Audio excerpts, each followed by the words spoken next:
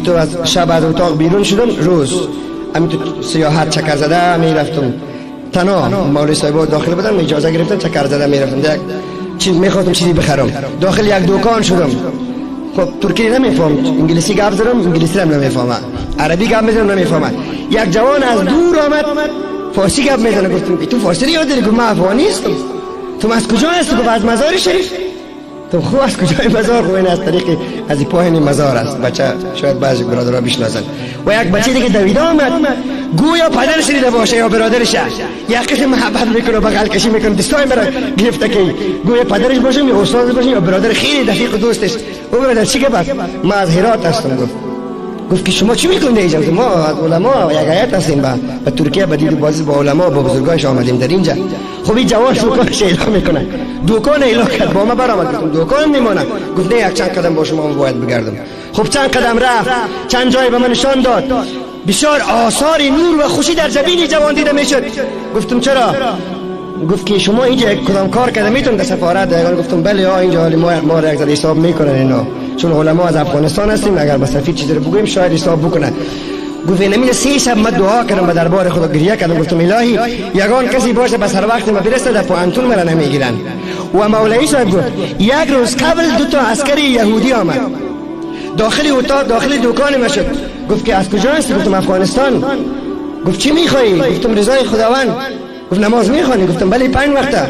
گفت یهود نمیشه؟ گفتم کلا و هاشا. به انگلیسی گفتم نه.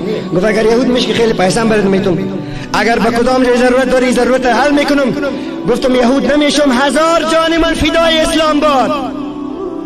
افتخار به مزار و هرات و افغانستان و به ایت جوان مسلمان باد که واقعا خیلی خوشم داد.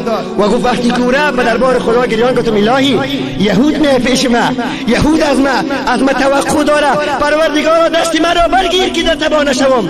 گفت امروز تو به سر وقتی مرسیدی. دفعتا مولوی مجیب الرحمن از هرات که اگر کسی تا شنیده باشین، اونا را گفتم که معاون سفیر از هرات زنگ بزن برش که کار جوان جور کنه. مولوی صاحب دفعتا زنگ زد، کار از جور شد. خب همونطور قصه و گپا خیلی زیاد است برادران عزیز. یک جوان افغانی دیگر که اونم از مزار شریف است، او ریش داره، داخل پوانتون میره، در مضمون قرآن ناکامش میکنن، پارچه میکسه پوانتون. سابقه میگه مال روبروش، حال اسلام خوبه در ترکیه، چند سال پیش از قصهش. وقتی که پارچه میکشه مولوی میگه شاگرد حق داره که پارچه بکشه اگر ناحق ناکام شده باشه. میکشه که قرآن همه جواباش حل کرده. میگه چرا من که با وجود قرآن یاد داشتم و مسائل تجوید را میدانستم و حل کردم، ای ترکی استاد چرا من ناکام کردی؟ در جواب میگه به خاطری که تو ریش داری، به خاطری که تو ریش داری. این ریش قیمت بای بوده، ریش ما قیمتش در دیگه جا یافتیم، دستار قیمتش در اونجا یافتیم. خب به این معنی نیست شما برادرایی که ریش ندارین شما را جمع کنیم، خیر است، اما یک درجه بلند است دیگه، ببخشید. ما اونجا فهمیدیم قدر سطر، قدر ریش، قدر دستار، قدر نماز، قدر مسلمان تا کجا حد می باشه. در طیاره، در دبی، در مالزیا که رفتیم، در ترکیه که رفته بودیم، بالاخره امروز الحمدلله ترکیه روبروش است و به طرف اسلام رفته است.